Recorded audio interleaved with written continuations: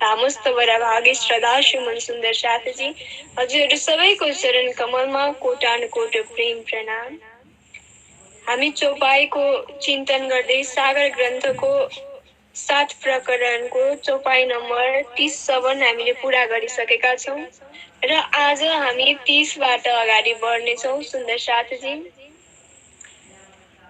30 number चौपाईमा महामती प्रणाजी महाराज भन्नुहुन्छ, तीन डाँडे जो पिछले दो तकिया तकिए बीच तीन, कहीं रंग वृक्ष बेली बुटिया ए कैसे होए वर्णन। सिंहासनको पिछाडिपट्टि 3वटा डाँडामा 2वटा तकिया सुशोभित छ।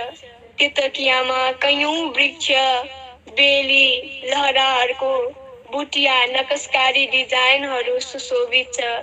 ए कैसे होए वर्णन, यो शोभाको वर्णन कसरी हुन सक्छ। अब यहाँ महामती प्रज्ञाजी महाराज 31 नम्बर चौपाईमा भन्नुहुन्छ, चारों किनारे चरती डोरी बेली चरती चार, 4वटा किनारमा बढ्दै गरेको लहराहरूको 4वटा लाइन छ भनेर महामती प्राणनाथजी महाराजले यहाँ वर्णन गर्नुभएको छ। म हजुरहरूलाई यो एउटा नक्साबाट देखाउँछु। यो 2वटा तकिया भयो, त्यहाँ मैले 1 2 3 4 भनेर लेखेको छु। त्यो 4वटा तकियामा भएको लहराहरूको डोरी भनेर हजुरहरूले बुझ्नुहोस्। यसलाई स्क्रिनशट गरेर राख्नुहोस् या कपीमा उतार्नुहोस्।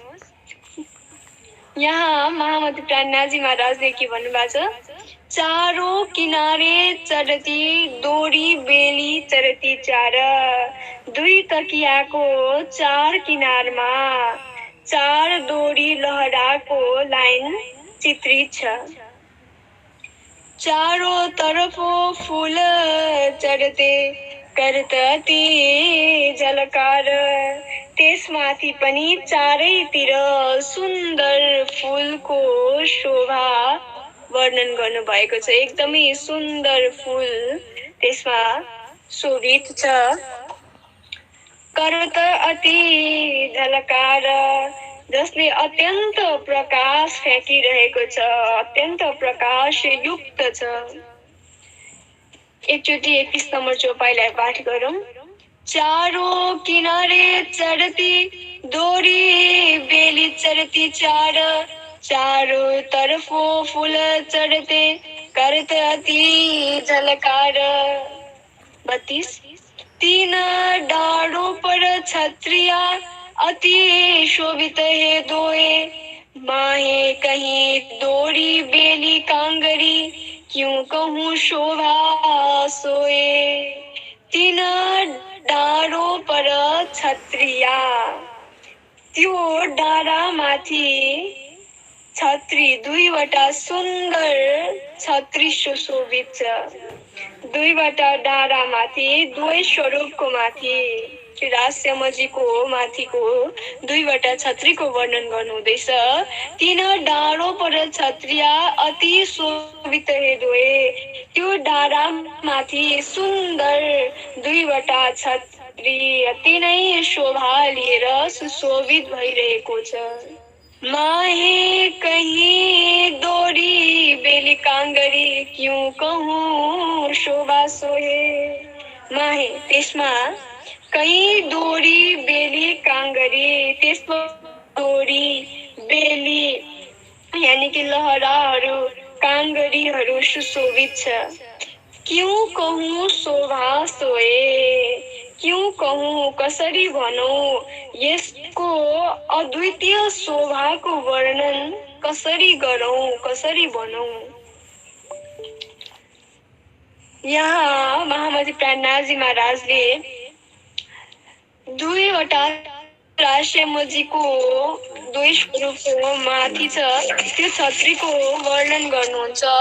त्यो डाँडामा माथि 2वटा छत्री छ जो अत्यन्त शोभायुक्त छ।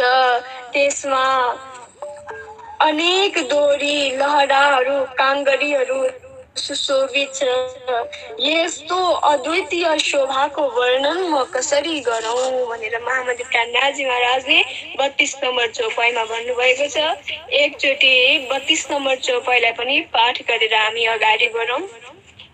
तीन डाँडो पर छत्रिया अति शोभित हे दोए, माहे कई दोरी बेली कांगरी, क्यों कहूँ शोभा सोए, क्यों कहूँ शोभा सोए। 33 दोए कलश दोए छत्रियों, 6 कलश ऊपर डारना, आठों के अवकाश में करत जंग रोशन, करत जंग रोशन। 2 कलश 2 छत्रियों, 2वटा छत्रीको माथि 2वटा कलश, गुम्मत माथिको 2वटा कलश, 6 कलश उपर डाँडेन, 6 डाँडामा 6वटा कलशहरू छ। आठों के अवकाश में करत जंग रोशन, 8वटा कलशहरू अवकाशमा आकाशमा, 8वटा कलशको रोशनी आकाशमा एक आकाशको रोशनीसँग जंग गरिरहेको छ। 8 के अवकाश में 8वटा कलशको रोशनी आकाशमा करत जंग रोशन, एक अर्का रोशनसँग प्रकाशसँग जंग गरिरहेको छ। मानव यस्तो प्रतीत हुन्छ। एकचोटि 23 नम्बर चौपाईलाई पनि पाठ गरेर अगाडि बढौँ। दोए कलश दोए छत्रियों, 6 कलश ऊपर डारना, आठों के अवकाश में करत जंग रोशन, करत जंग रोशन। 34 नंबर सुंदर साची। नकस फूल कटाओ कहीं कहीं तेज जोत जुगत, देख देख के देखिए नैन क्यों न होए त्रपत, नैन क्यों न होए त्रपत। नकश फूल कटाओ कहीं, यो कलशमा चित्रकारीको अनेक प्रकारको फूल तथा कटावहरू सुशोभित छ। यो कलशमा अनेक चित्रकारी, अनेक प्रकारको फूल तथा अनेक कटावहरू सुशोभित छ। कई तेज ज्योत जुगत, यसमा कैयौं तेजहरू छ, कैयौं ज्योति युक्त पूर्ण चारैतिर व्याप्त छ। यहाँको ज्योति, यहाँको युक्ति चारैतिर के छ व्याप्त छ। कई तेज ज्योत जुगत, कैयौं ज्योति, कैयौं तेज ज्योति तेजहरू युक्तिपूर्ण चारैतिर व्याप्त छ। विष्णु बुवा हजुरको म्युट गरिदिनुहोस् त, खसाक आउँदैछ। देख देख के देखिए नैना क्यों न होए त्रपत। अब यो अपार दिव्य यो शोभालाई देख देख के देखिए, हेरेर हेरेर हेर्दाखेरि पनि, यानि कि हेर्दा हेरिबस्दा पनि नैना क्यों न होए त्रपत, नैना यी आँखाहरू क्यों न कसै गरी पनि नहोए त्रपत, तृप्ति हुँदैन। यो दिव्य शोभाको जति नै हामीले दर्शन गरे पनि, यसलाई हेरिबस्दा पनि हाम्रो आँखा कहिले तृप्ति हुँदैन। 34 नम्बर चौपाईलाई एकचोटि फेरि पाठ गरौँ। नकश फूल कटाव कहीं कहीं तेज ज्योत जुगत, देख देख के देखिए नैना क्यों न होए त्रपत, नैना क्यों न होए त्रपत। 35 नंबर चौपाई सुन्दर साथ जी। चाकले दो पसमी ज्योत जबिर नरम पार बैठे सुंदर स्वरूप दोए देख देख जाऊं बलिहार देख देख जाऊं बलिहार। चाकले दो पसमी पसमी भनेको नरम चाकले आसन सिंहासनमा दुईवटा नरम आसनहरू छ त्यसमा अनेक चित्रकारीहरू चित्रित गरेको छ ज्योत जबेर नरम अपार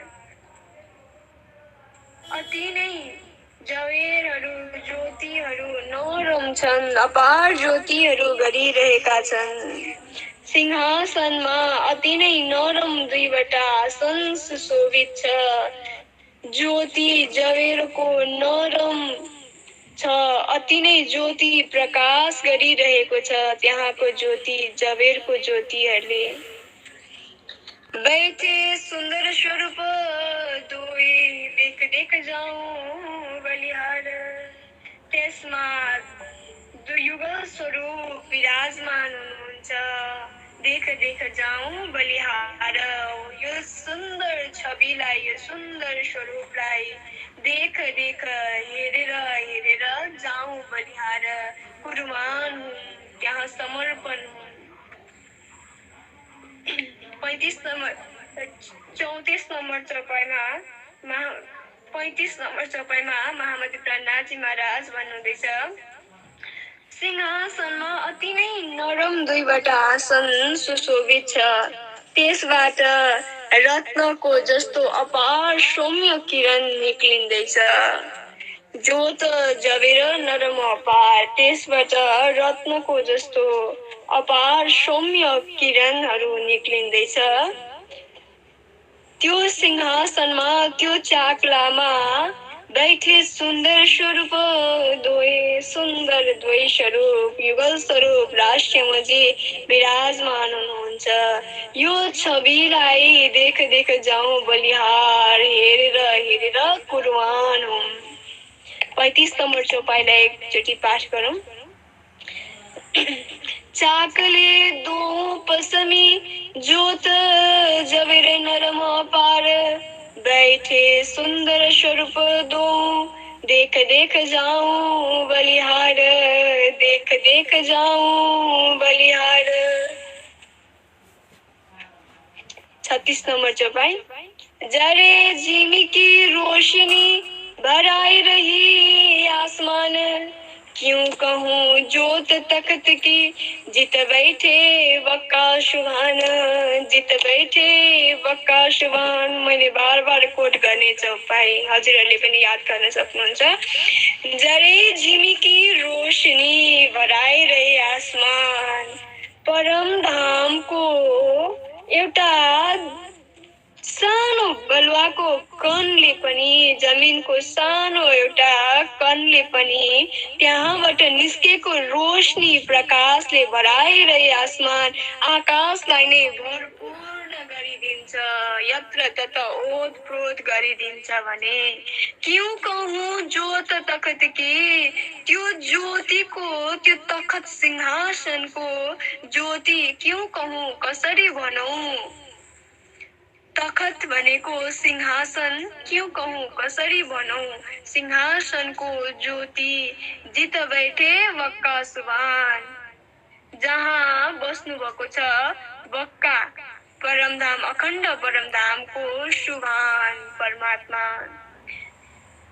जरे भनेको थोरै सानो जिमीकी रोशनी परमधामको थोरै रोशनी पनि भराइरही आसमान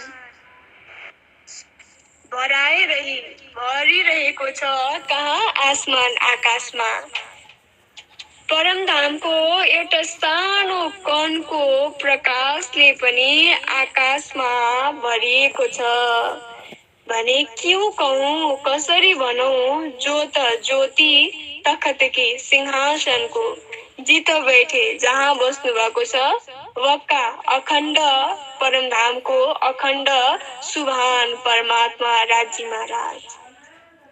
परमधामको एउटा रोशनीको बलुवाको कणको रोशनीको त प्रकाशको वर्णन हुन सक्दैन भने जहाँ स्वयं श्री राजी महाराज विराजमान हुनुहुन्छ त्यो सिंहासनको प्रकाशको वर्णन झन् कसरी हुन सक्छ।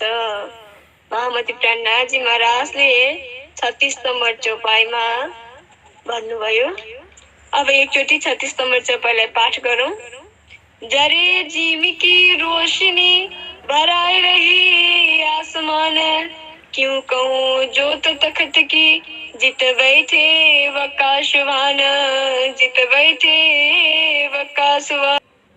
वर्णन करूं मैं इन जुआ रंग नंग इत के नाम, ए शब्द तित पहुँचे नहीं पर कहे बिना न भागे हम, पर कहे बिना न भागे हम। वर्णन करूं मैं इन जुआ रंग नंग इत के नाम, वर्णन करूं वर्णन गर्छु म इन जुवा यो जिब्रोबाट वर्णन गर्छु।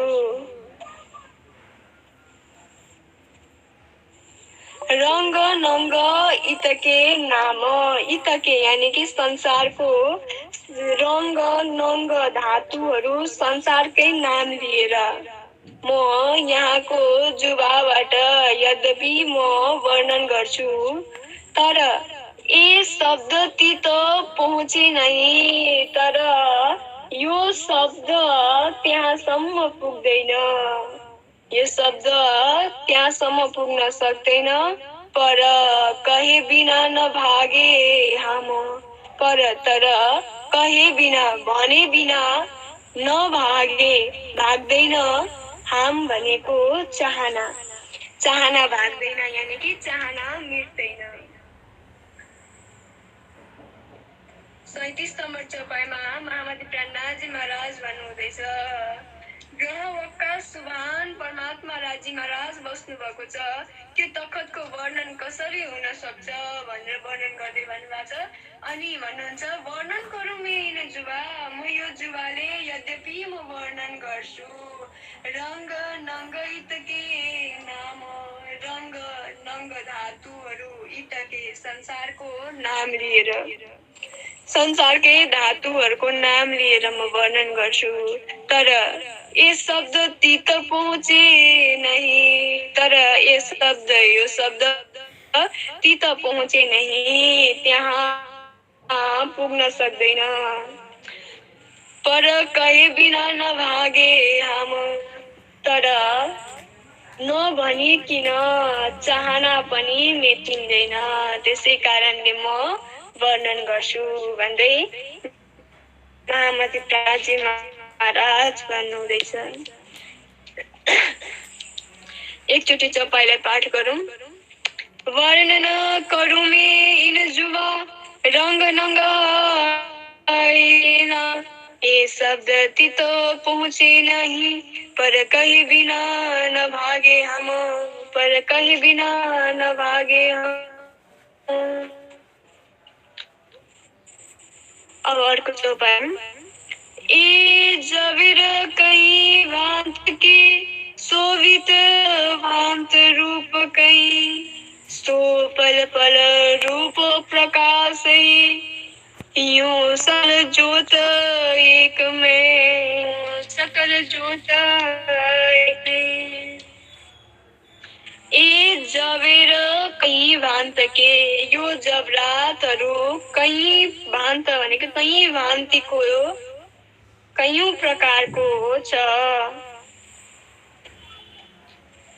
शोभित भान्त रूप अनेक, भान्त भनेको प्रकार, शोभित शोभालिरहेको छ, रूप कई अनेक प्रकारको रूपमा शोभालिरहेछ, अनेक प्रकारको रूपको शोभालिरहेको छ। सो पल पल करूं प्रकाश ही, सो त्यो पल पलमा कयौं रूपमा प्रकाश हुन्छ। पल पल रूप प्रकाशही, पल पलमा कैयौँ अनेक रूपमा प्रकाशित हुन्छ। यूं सकल ज्योत एकमे, यूं यसरी सकल ज्योत सम्पूर्ण ज्योति एकमै भनेको एउटै स्वरूपमा छ, एउटै स्वरूपमा तेज पुञ्ज बनेको छ। अब यसको भावार्थ हेर्नुहोस्। परमधामको रत्नको प्रकारको कैयौँ प्रकारको छ, परमधामको रत्न कैयौँ प्रकारको छ, कैयौँ प्रकारको रूपमा सुशोभित छ। यो पल पलमा कैयौँ रूप रङ्गमा प्रकाशित हुन्छ। यसरी कैयौँ ज्योति एउटै रूपमा एउटै स्वरूपमा तेज पुञ्ज बनेको छ। एकचोटि यस तपाईँलाई पनि पाठ गरौँ। ए जबेर कहीं भान्त की शोभित भान्त रूप कहीं, सो पल पल रूप प्रकाश है। यूं सकल ज्योत एक में, यूं सकल ज्योत एक में। 39 नंबर चौपाई। गिलमो ज्योत फूल बेलिया, ज्योत ऊपर की आवे उतर, ज्योते ज्योत सब मिल रही, ए रंग जुदे कहूँ क्यों कर, ए रंग जुदे कहूँ क्यों कर।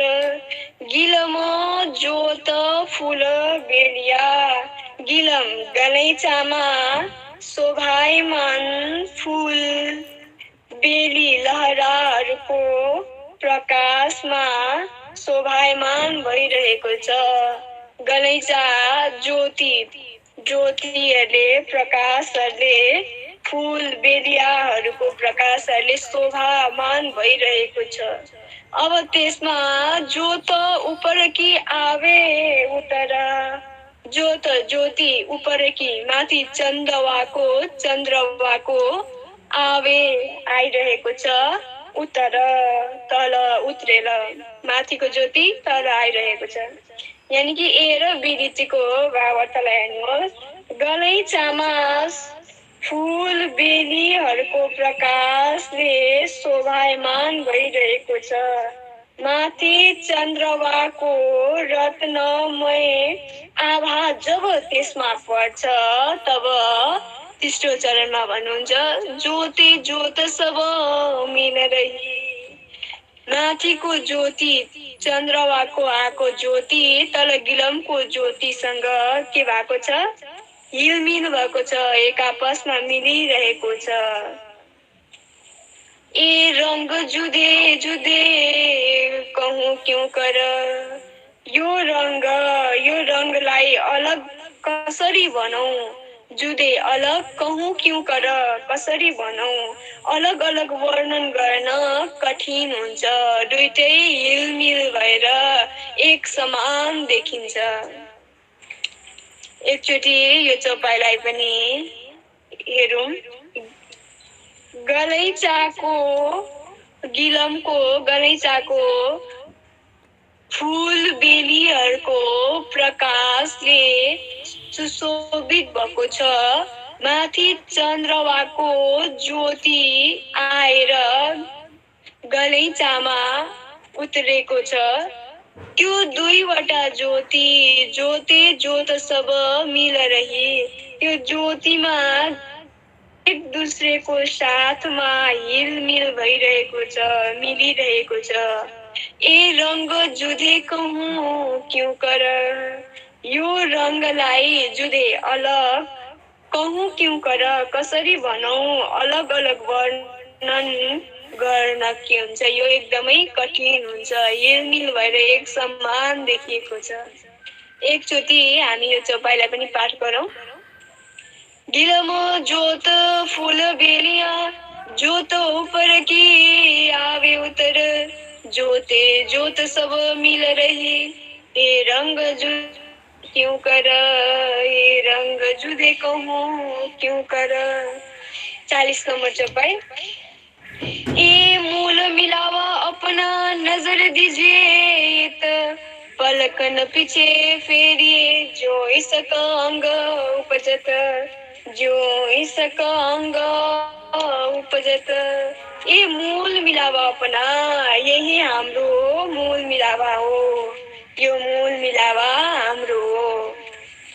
नजर दीजिए त नजर आत्मा दृष्टि, यहाँ आफ्नो आत्मा दृष्टिलाई केन्द्रित गर्नुहोस्। इत भनेको यहाँ, दिजे दिनुहोस् यानी कि केन्द्रित गर्नुहोस्। आफ्नो आत्मा दृष्टिलाई यही केन्द्रित गर्नुहोस्।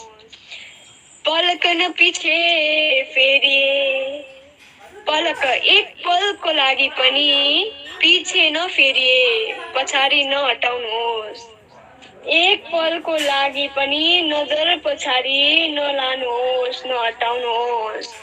ज्यू इसका अङ्ग उपजत, ज्यू जसमा अङ्गमा इसक प्रेम उपजत उत्पन्न हुन सकोस्, जसमा कि हाम्रो हृदयमा अङ्ग अन्तस्करणमा प्रेमको उजागर हुन सकोस्।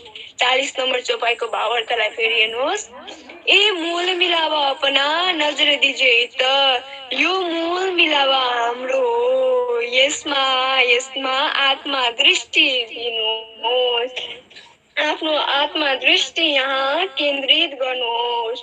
एक पलको लागि पनि आफ्नो नजरलाई, आत्मा दृष्टिलाई यहाँबाट पछाडि नहटाउनुहोस्, नलगाउनुहोस्, जसमा कि अङ्ग अन्तस्करणमा प्रेमको उजागर हुन सकोस्। यो चौपाईहरू पनि हजुरले 40-41 नम्बर चौपाई पनि याद गर्नुहोस् सुन्दर साथजी। एकचोटि 40 नम्बर चौपाईलाई पाठ गरौँ।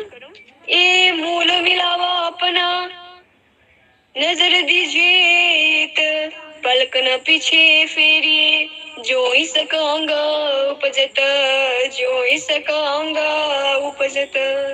41 नंबर। जो मूल स्वरूप है अपने जाको कहिए परात्म, सो परात्म लेके बिलसिए संग खसम, बिलसिए संग खसम। जो मूल स्वरूप है अपना, जो मूल स्वरूप छ अपने हाम्रो, जाको कहिए परातम, जाको जसलाई कहिए भनिन्छ परातम, परातम भनेर भनिन्छ। जो हाम्रो मूल स्वरूप छ त्यसलाई के भनिन्छ परातम भनेर भनिएको छ, जसलाई सो परातम लिएके यही परातममा जागृत भएर, सो परातम, सो भनेको यही परातम, परातम लिएके लिएर यानी कि जागृत भएर, यही परातममा जागृत भएर बिरसिएसँग खसम, प्रियतम धनीको साथमा बिलसिए आनन्द विहार गर्नुहोस्, बिलसिए आनन्द विहार गर्नुहोस्। सँग साथमा खसम धनी प्रियतमको। एकचोटि 41 नम्बरको चौपाईको भावलाई हेरौँ। जो मूल स्वरूप छ हाम्रो यसलाई नै परातम भनेको छ। यही परातममा जागृत भएर आफ्नो प्रियतम धनीको साथमा आनन्द विहार गर्नुहोस् भनेर महामती प्राणनाथजी महाराजले हामीलाई 41 नम्बर चौपाईमा भन्नुभयो।